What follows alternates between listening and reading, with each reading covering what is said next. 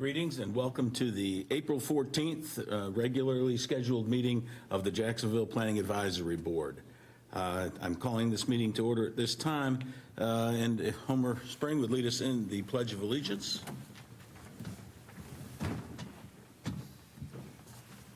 I pledge allegiance to the flag of the United States of America and to the republic for which it stands, one nation, under God, indivisible, with liberty and justice for all. Dr. Doug Lazan, invocation, sir.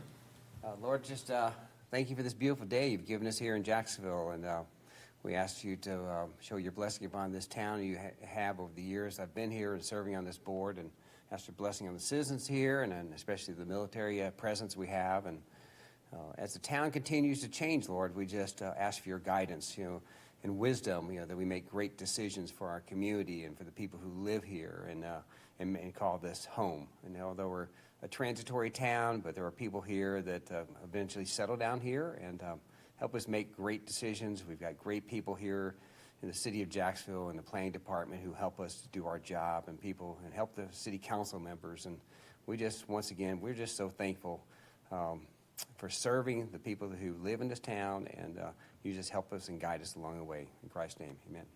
Amen. Thank you very much. Doug. My fellow board members, you have an agenda in front of you. If that agenda pleases you for this evening, I would entertain a motion. Motion to approve the agenda is presented. And second. And I have a second. Very good. All in favor, say aye. Aye. Any opposed? Very good. This is the point at the meeting where should someone want to speak to this august board, they would be allowed to do so. Ryan, is there anyone signed up to speak to us? We do not have anybody signed up tonight. Very good. But I would like to take a moment and recognize City Councilwoman Cindy Edwards in the audience. Thank you very much for joining us here, ma'am. I actually tried to sign up. I think I signed up on the sheet after you pulled it. May I? Oh, you may. If was there? Yeah. Are you here to speak? Seriously, very good. Oh, well, you're certainly welcome. I signed up on the podium. I think it was a leftover sheet. I apologize. Sorry. With your permission. Yes, I'm Cindy please. Edwards. I live at 210 Linwood Drive here in the beautiful city of Jacksonville, and I just came to say thank you. This is a board that does a lot of really heavy lifting and important work, usually gets ignored unless they're getting yelled at. So thank you for doing a great job. The items that come before council are well thought out, well vetted, and we don't have to sweat bullets on most things. Very rarely do we find a detail that we have a question about just because you guys have been so thorough and doing a really good job. We are a growing community. Growth is messy, change is hard, it's not always easy, and you'll never make everyone happy, but you guys do a tremendous job of doing what is best for the vision of the city, for the benefit of all, or at least the most possible. So I just wanted to say thank you, and I hope you have a blessed evening. Thank you. Well, Madam Councilwoman, thank you very much. Let the record reflect that we were complimented. Very good. Thank you, ma'am.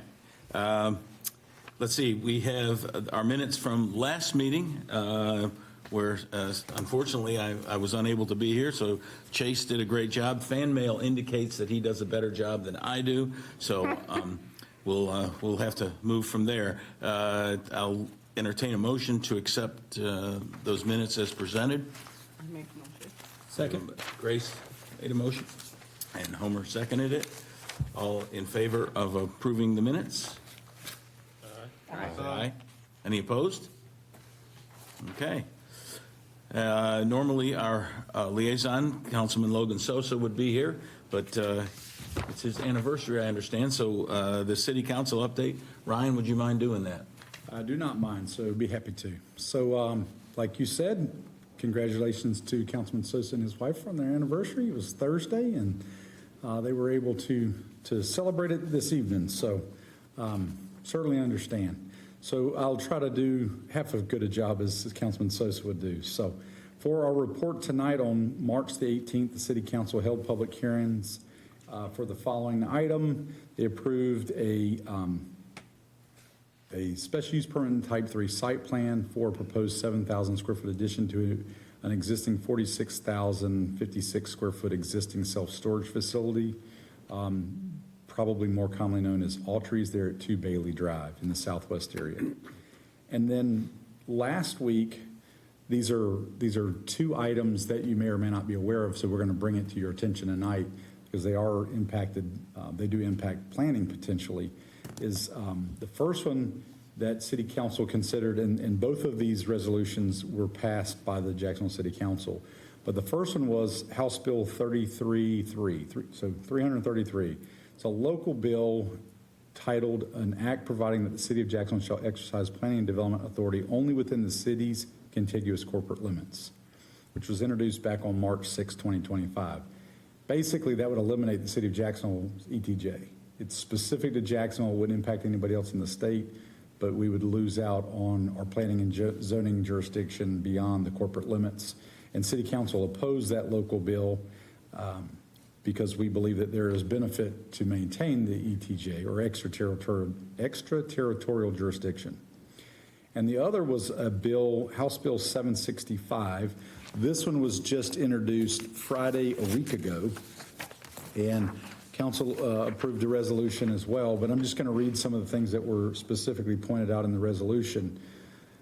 The first one is it would substantially reduce the ability of local governments to exercise decision-making authority over important aspects of land development within our jurisdiction. Some examples include it would bar local governments from exercising planning, zoning, subdivision, or development regulations authority beyond what is expressly authorized in 160D. It would prohibit planning, zoning, subdivision, land development regulations that are more restrictive than state law, and deems void any non-compliant ordinance in effect or subsequently adopted after 1 January 2026. Mandatory extension of vested rights. Right now, vested rights, it's an approval is good for 2 years. This would change it to 5 with possible of an extension to 8 years. Number 4, it would be basically a shot clock where we would have 90 days to process a rezoning application from start to finish to City Council, along with a 14-day review period at the beginning. There's probably some people across the state where it may take a longer period of time. We think that there's people that may go as long as a year to get a rezoning approved.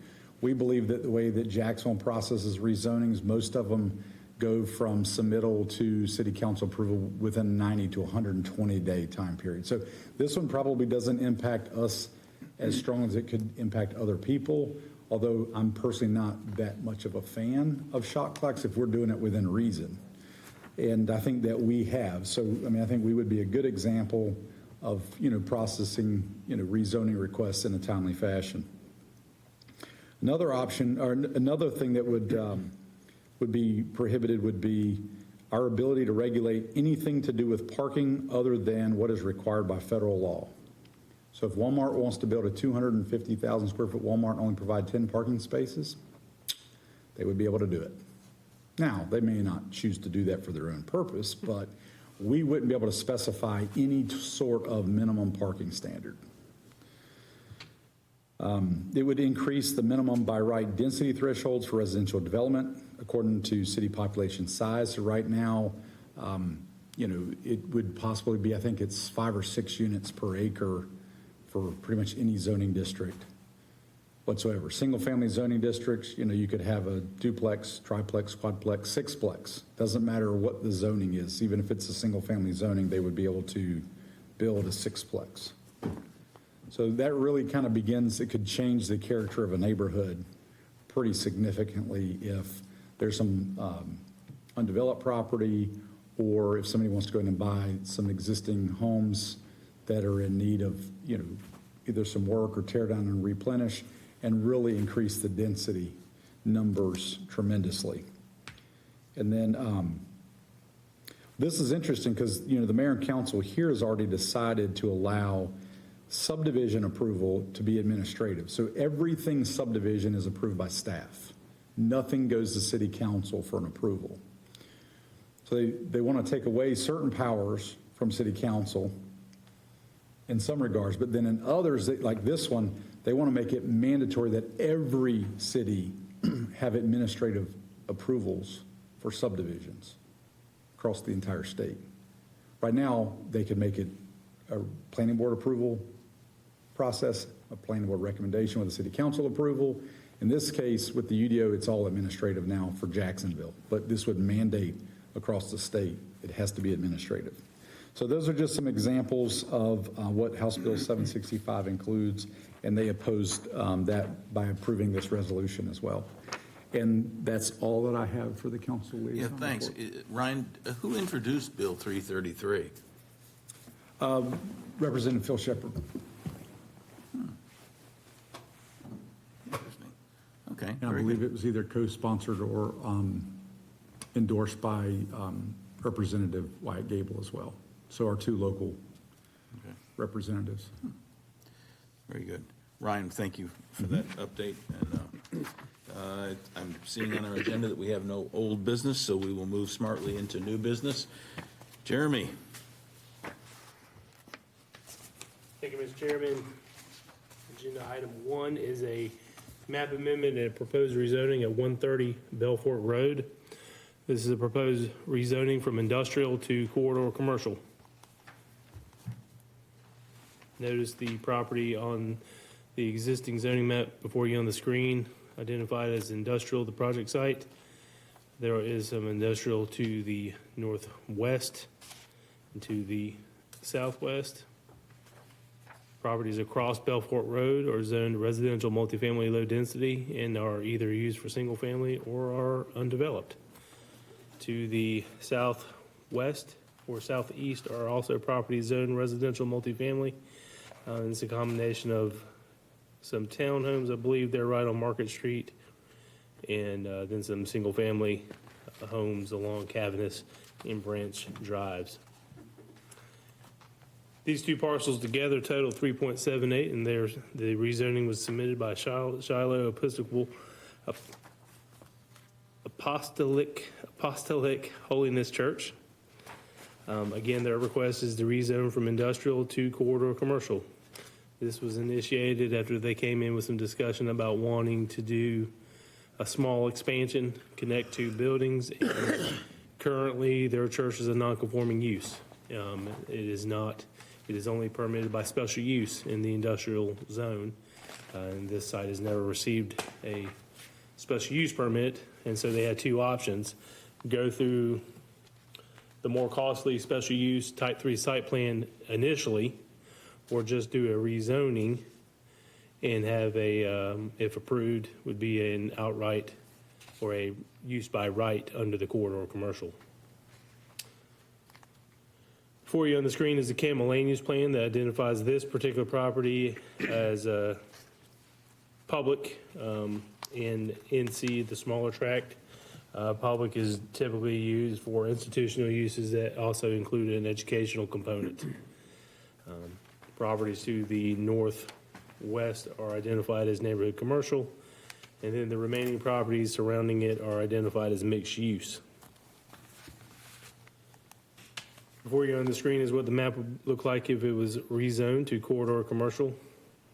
There is some corridor commercial in this area on the interior circle of Sumter, Dickens, and Fletcher Street off of Belfort Road, and that is home to a motorcycle shop and some moving and storage and some maybe other minor commercial uses. With all this being said, staff is recommending approval of this rezoning request, with findings of fact A through J being found in the affirmative, and that the rezoning advances the public interest by correcting a non-conforming use. Mr. John Pierce, John L. Pierce and Associates, is here in attendance and represents the applicant, and he, along with staff, would be happy to answer any questions that the board may have. Do you have an aerial? Here we go. There you are. Thank you. There we go. That helps. Kind of what I thought. What's that? I said kind of what I thought. Yes, Saying- it is. Yeah, the church has been there for many, many, many years. They had expanded prior to the Unified Development Ordinance when churches were allowed outright in that industrial zone under the old zoning ordinance.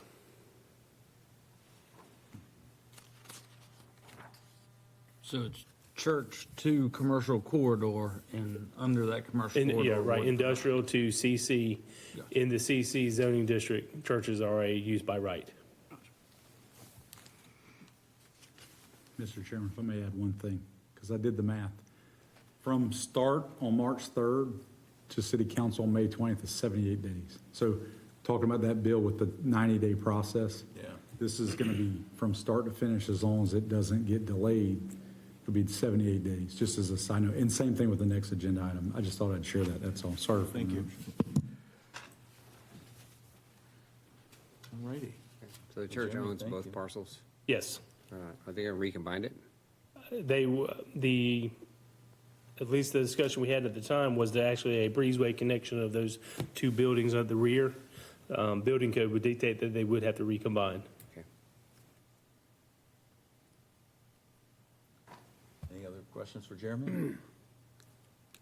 I make a motion that we approve this request for the rezoning from industrial to corridor commercial for the purpose of correcting the non-conforming use it's currently under. Second. Motion and a second. Any discussion? All in favor of that motion signify by saying aye. Aye. Aye. Any opposed? Believe we got it. Let me add one more thing, and it just dawned on me. We deal with so many projects every time. We've actually processed a recombination for this property. It's just not reflective on county mapping yet because it has to be followed up by a deed per the Onslow County Register of Deeds requirement and tax mapping. Once they record a deed, they will merge those two properties. Jeremy, I've already recorded that, man, Okay. at the courthouse, All right, yes, sir. and their instructions, so it will be one property, but they gotta have a deed from themselves to themselves. That's right. I know it don't make sense, but that's what the rule is. I think that's why you're here. Shallow to shallow. Thank you for that Or they clarification. won't give it a parcel, they won't recombine it. Got it. That's just the way it's been, that's the state property office, they got a reason for it. And I think the reason is, we'll go in and claim they didn't want the property recombined, and it was, a lot of times, automatically recombined. So they want a consent for that in the future. And that's all I got to say about that, I'm like Forrest Gump. Unless y'all got any questions? No, it makes perfect sense to me. So, Apologies about it. It just dawned on me. Not even when, You did a before great Mr. job. Pierce stepped up here. yeah. All right, item number 2, Jeremy, it's you. Thank you, Mr. Chairman. I believe this next site should be another familiar property as it has been in front of both planning board and city council, not in this too far distant past. This is 919 Gum Branch Road, who has submitted, this would be First Free Will Baptist Church of Jacksonville, that has submitted a rezoning to rezone from residential multifamily low density to office and institutional. Notice before you the existing zoning map. The large project site is currently zoned residential multifamily low density. It is predominantly surrounded by the yellow, which is residential single family.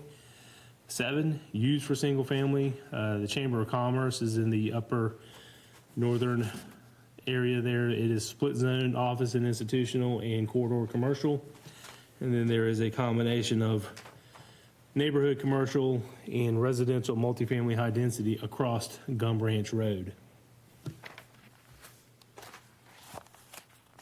For you on the screen is again that familiar CAMA land use designation P, which in the CAMA land use plan is used for institutional uses that have an educational component.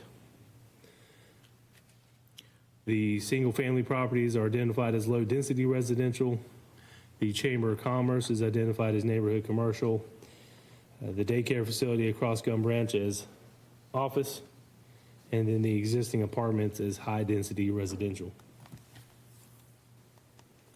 Before you on the screen is what the map would look like if this rezoning was approved. And you may ask, what does this rezoning do for the church site, the school site? It gives them a use by right. Right now, they're a use by special use permit. So anytime they do a change, expansion, what have you, it requires planning board recommendation, city council approval. They came to us in a desire to want to update their signage. And as residential zoning, they are limited to that small 32 square foot single sign on Gum Branch Road. whereas a rezoning would grant them a larger sign and maybe multiple signs if they chose to. At such a large linear lot width, this was our recommendation. If you want to expand that signage, rezoning is your best bet. The arrow before you will show that it's reflective of conditions that were on their special use permit, and it shows the existing buffer around the site that buffers it from the single family that immediately backs up to it. And it also natural buffer and buffer separates it from the Chamber of Commerce. With all this said, staff is recommending approval of this rezoning of 14.26 acres from residential multifamily low density to office and institutional, with findings of fact A through J being found in the affirmative, and that the rezoning advances the public interest by, in this case, it is a conforming use but corrects a non-conforming use by making it a use by right. Mr. Pierce is also the representative for this applicant, and he, along with staff, would be happy to answer any questions that the board may have. Hey, Mr. Chairman, I'd like to ask Jeremy just to point out the buffer assessment on page 37, where when we met with them about their options, we talked about, the positives that Jeremy mentioned. We also mentioned one negative, but we felt, and through discussions with them, that it was worthy of a possible change. But do you want to? Right, so they, as part of their special use permit, they have an existing 20-foot. However, with this change, if they were ever to do an expansion or something that would trigger landscaping compliance, that buffer kicks up to a 30-foot buffer. Looking at their original approval, they have that in most regards. They already have that 30-foot area. Maybe they would have to beef up the landscaping, the vegetation, but on that southeastern side is where it's a little thinner between their existing driveways and parking lot up against the single family there. So they were made aware of that when they came and discussed it with us, representatives of the church. The house on the north side along Gum Branch Road, that's part of their property as well, right? Yes. Yeah. That was the Ramsey house, correct? Because this was originally, at one time, a farm, and then the church bought this land. And I was on planning board whenever they first came up, for some of these changes.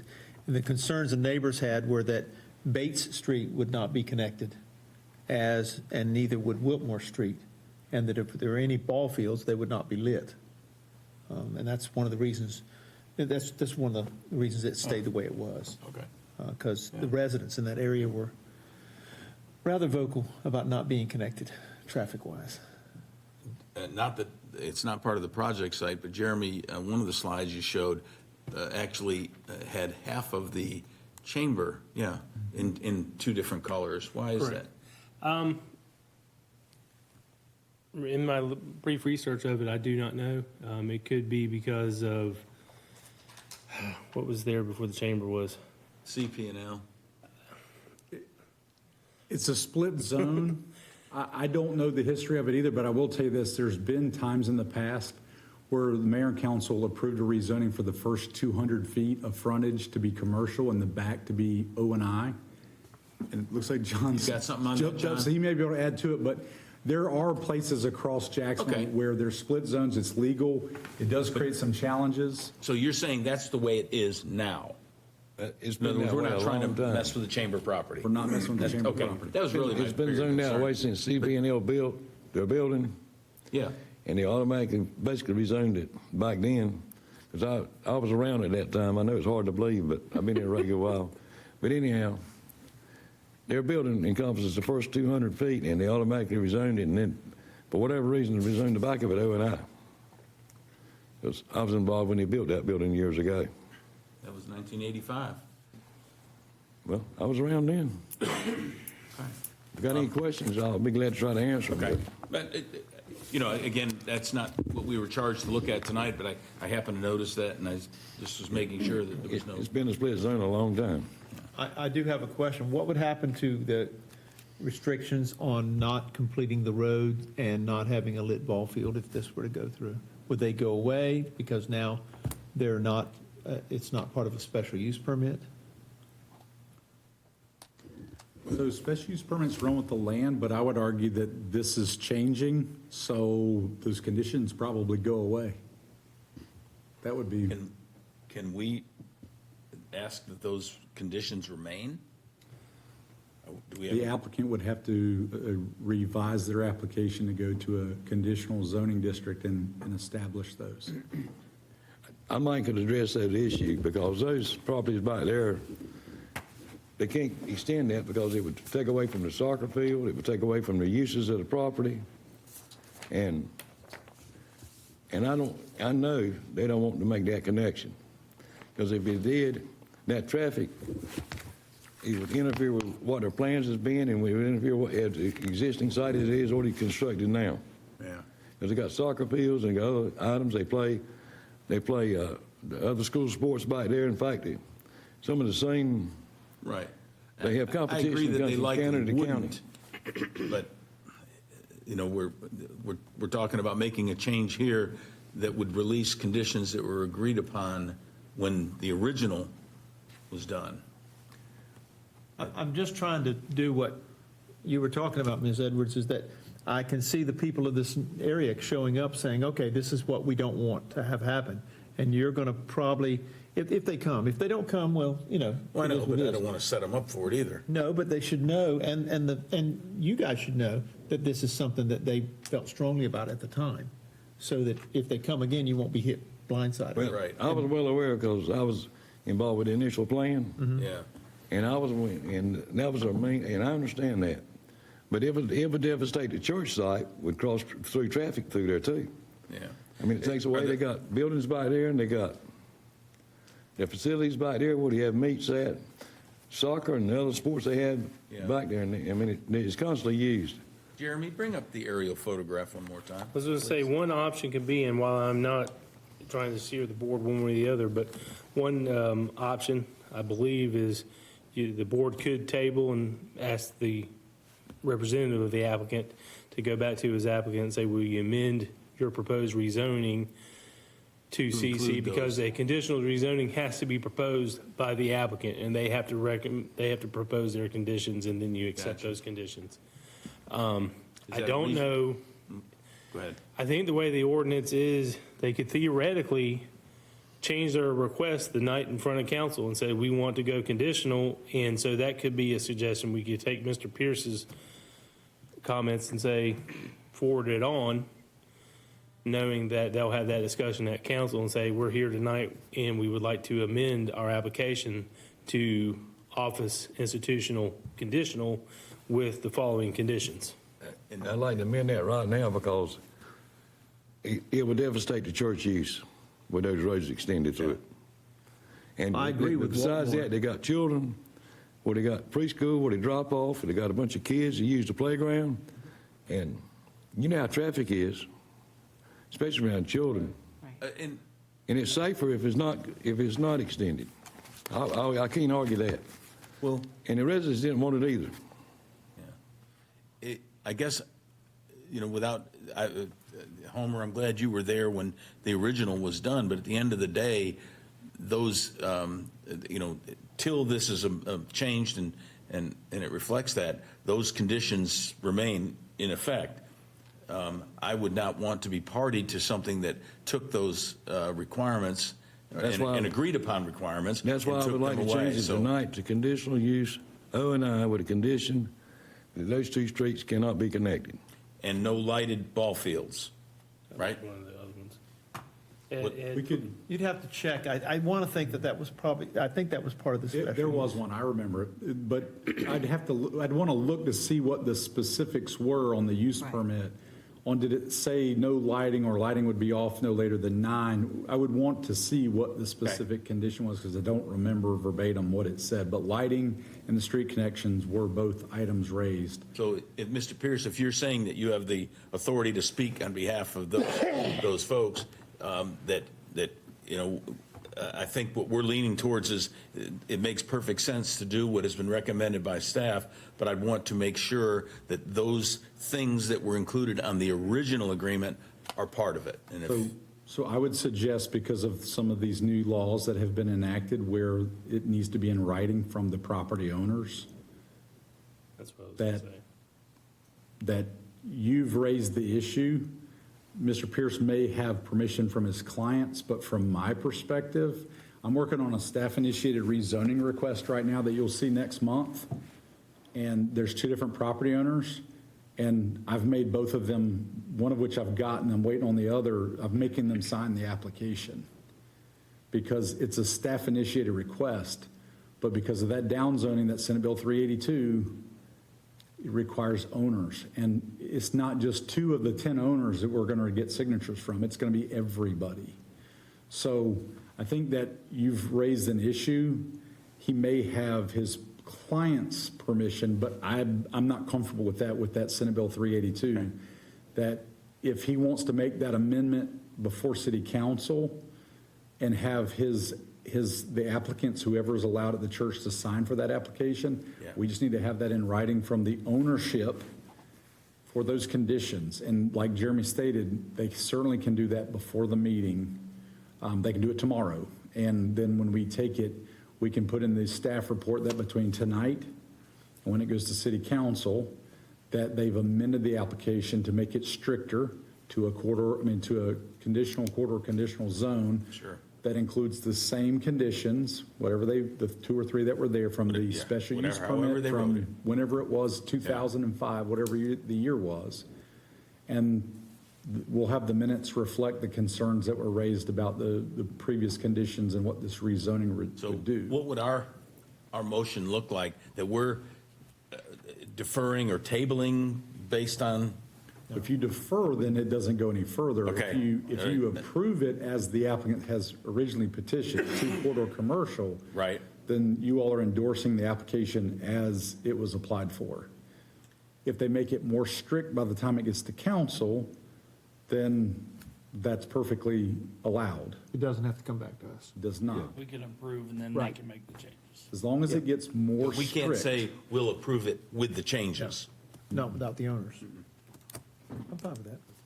You're okay with that? Yeah, because if no one shows up at the council meeting, you'll know that by their absence, that the property owners feel okay. But if people show up at the council meeting thinking they're going to have these problems, and John's already got them headed off, then that's exactly what we want Well, to have. I'm with you. I guess if nobody shows up, though, I don't want it, a year from now, somebody finally realizes what's happened, and, we're the guys that did it, or ladies that did this. Based on what John said, I don't believe it's going to happen. The only one I think you could logically connect was Bates, even back then, because back then, the Waltmore did exactly what John's saying. It cuts the ball fields, gets Yeah, you close to wouldn't them. do that, right. But yeah, I'm fine with that. Well, if you'll make such a motion, sir, I'll entertain that motion and put it up for a vote. I move we approve the rezoning request, accepting the evaluation found on the staff report based on findings of fact A through J being found in the affirmative. The rezoning advances the public interest by correcting a non-conforming use. There's a motion. I have a second. Any discussion? All in favor, say aye. Aye. Any opposed?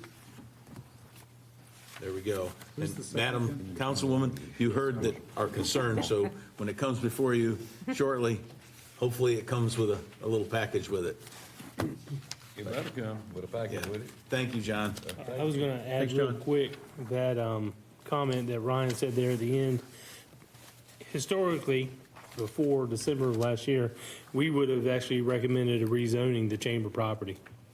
But because of that state law that went into effect at the tail end of last year, we're not out seeking the chamber's signature to go through a rezoning. And it's because that's what's required now, is the owners have to sign off on a city. The city can't initiate rezonings anymore as the law But stands. the chamber's in compliance. They are in compliance, either one. Okay.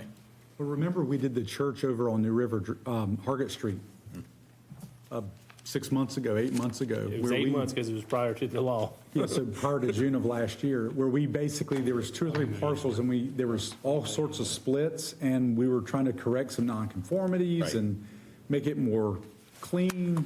And even though we had a dialogue with the church, we didn't require a signature. I got you. We can't do that anymore. Got you. Okay. If we do it, we would have to get them to sign off on that change. Well, apparently somebody, had an agreement verbal agreement that didn't stand up to something.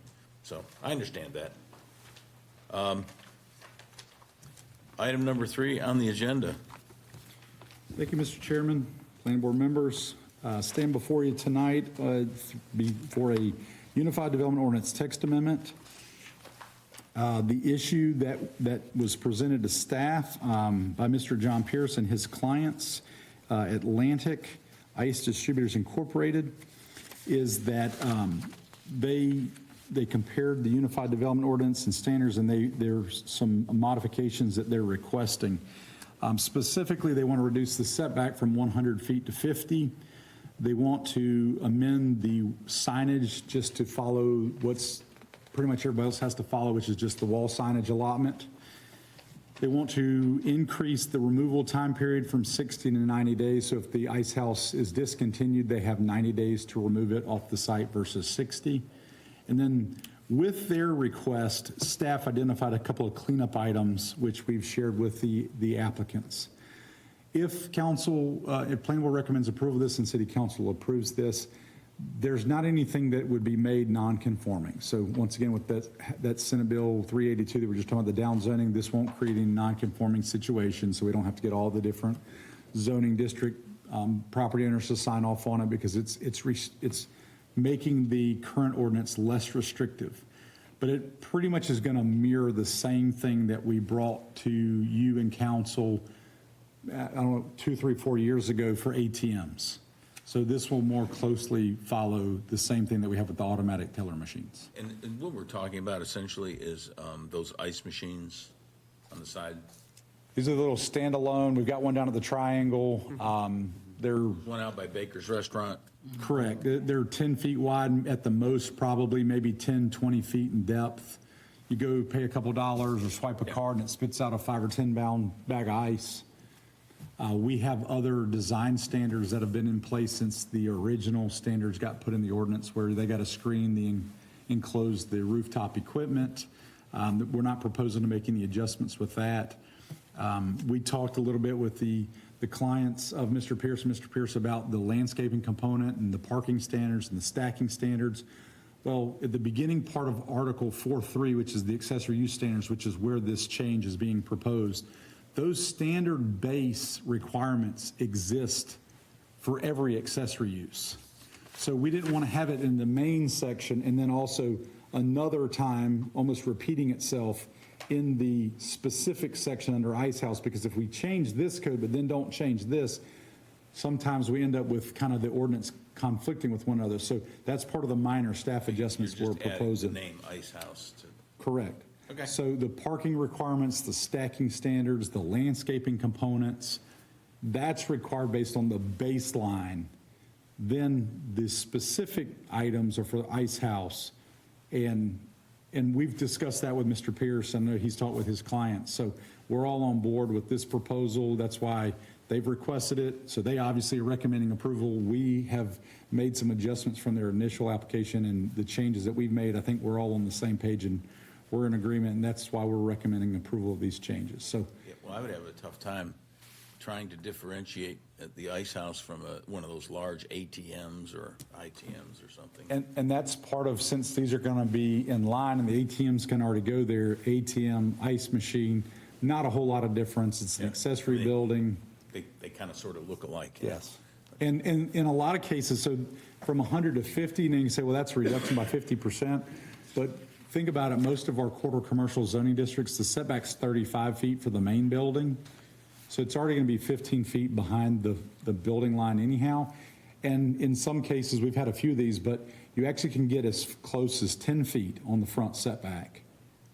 So it would be 40 feet behind that. Yeah. So Okay. at first, that 100 to 50, we were a little bit concerned with that, but then as we analyzed it, we were okay with that proposed change, plus looking at the ATM. And so that's why we're recommending approval of this proposed amendment. John, do you have anything to add to that? Well, I got a little something to add to it. In the summertime, I buy ice constantly from the ice machines. I'm gonna just give you a little deal that happened to me.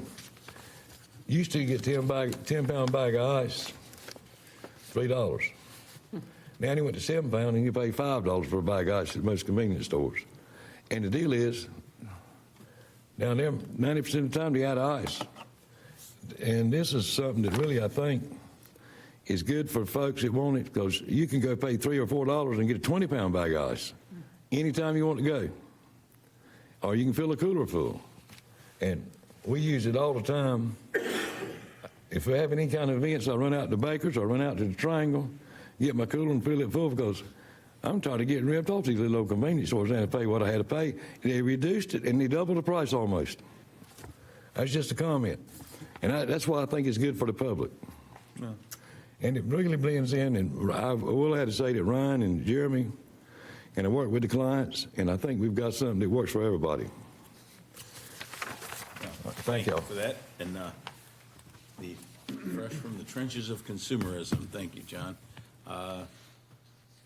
Any questions for Ryan on this issue? Do these places make ice or store ice? It's made in this facility. It's a giant. That's why all the equipment that's behind the blue screening here, the blue parapet wall, whatever we call that roof, there's equipment above there. And the machines make it there and spit it out there. Good. And you'll see on page 2 or page 62, we originally met with Mr. Pearson, his clients, back in December. So this isn't something where they just submitted, 5 weeks ago and we're here before you tonight. I mean, this is something we've worked on for several months and, trying to work out the details. Because when we met with them, the Senate Bill 382 had just happened and we expressed, well, if we make this change, and you'll see that kind of underneath, we've created now the GS 160D 601 downzoning assessment. If this change occurs, unless 382, the downzoning component of 382, which is that last page of that bill, if that's repealed, then we're back to where, well, if it's not working out, we can make changes later on. But for right now, if this gets put into law, you can't make it more restrictive later on. So not that we wouldn't, pay close attention to, what we're proposing, what we're recommending, what you are recommending, what council decides. You really have to, whereas before we could say, well, if it doesn't work out, we'll change the ordinance back the way that it was. We've got to look at it a little differently now because of that 382. But again, you've made it clear to me that that this is not inconsistent with, say, an ATM. And when you look at that, if you weren't paying close attention driving down the road, you wouldn't probably be sure if that was an ATM or an ice machine. Right. No. My generation is getting more ice than cash these days. True that. Well, I can tell you, my duty as a son-in-law on Thanksgiving, it's, hey, go get a bag of ice down the road for the family coming over. So like Mr. Pierce said, I don't know about what the cost before versus now, but I know that one of the things that we talked about was, like boat traffic, people with boats and trailers. That's right. But, as the applicant states, they have a lot of their clients that aren't towing a boat. And I'm like, well, when I have to go get ice for Thanksgiving dinner, I don't have a boat towing behind my vehicles. So I can understand that there are people that don't have trailers being towed behind to go get ice for Thanksgiving dinner, for example. Thank you, Ryan. Thank you. Any further questions for Ryan on this issue? I would entertain a motion one way or the other here. I'll make a motion to approve after facts finding A through J in the affirmative, that it does support the public need to approve the text amendment UDO standards section 4.3 accessory use. I'll second that. Nick gave it a second. Thank you, Matt. Any discussion on the motion? Hearing none. All in favor, say aye. Aye. Any opposed?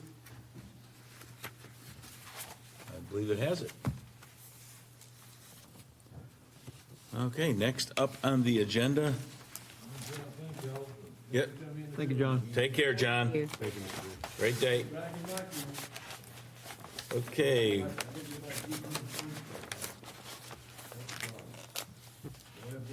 You bet. Take care. Take care. All right, Ryan, you have your report, sir, and then any news you may have for us about any staffing changes or things that are,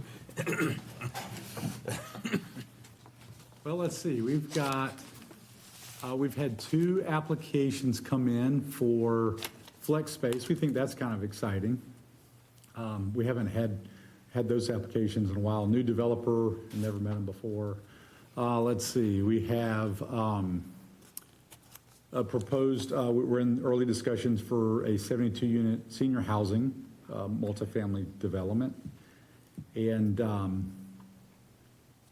but Mr. Smith won't be here to see that, unfortunately. He is going to leave. Tonight's his last planning board meeting. He is going to go be the director for the town of Surf City, so it's a great opportunity for him. I hate to see him go, but I'm also very excited for him because, you know, I think he's going to do a great job for the town of Surf City.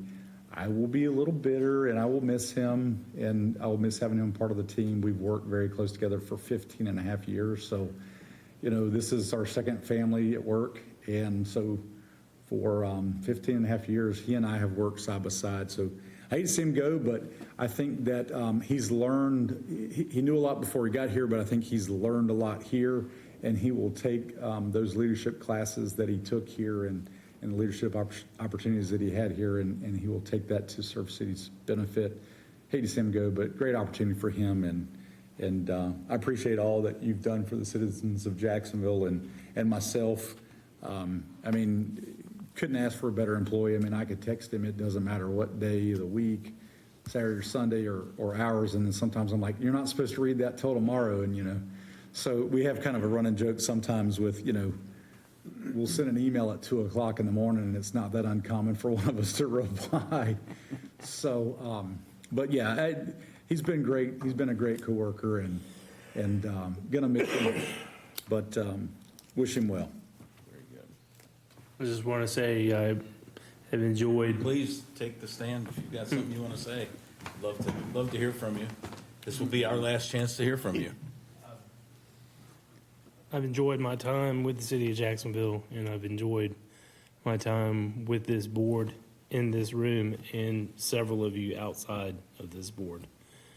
And I'm just down the road, and I'm sure many of you take that trip on a summer day down there. So, and I mean, there's no doubt for a while, I'm sure Ryan will reach out, hey, do you remember this project? What did we do? Or, and I'm there, and there may be something that comes up, hey, how do you, with a staff, how do you do this? How do you handle a staff member when you have this issue? It's a heartfelt goodbye, but it's a great opportunity. Yeah. And I thank this board, and I thank Ryan.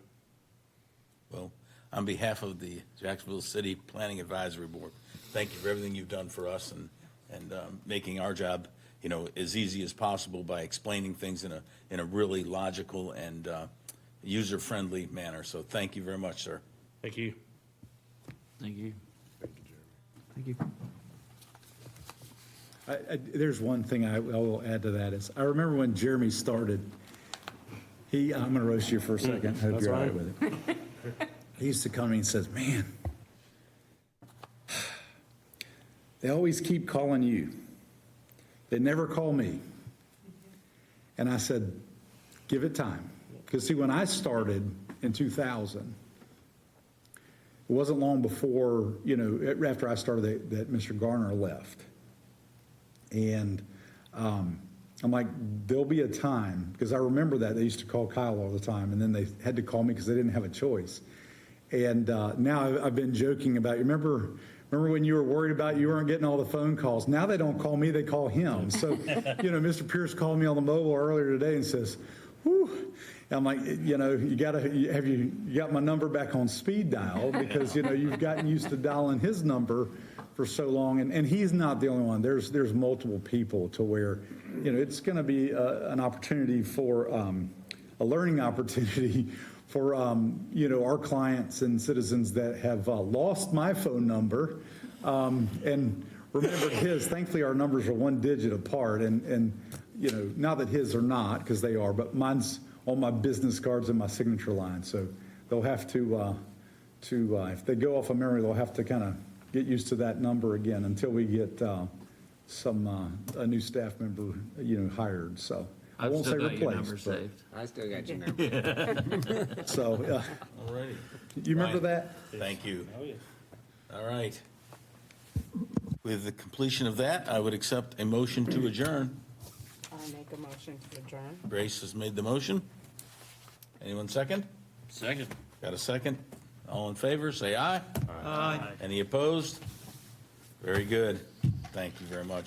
And Madam Councilwoman, again, thank you for your kind words, and you give us encouragement to keep soldiering on.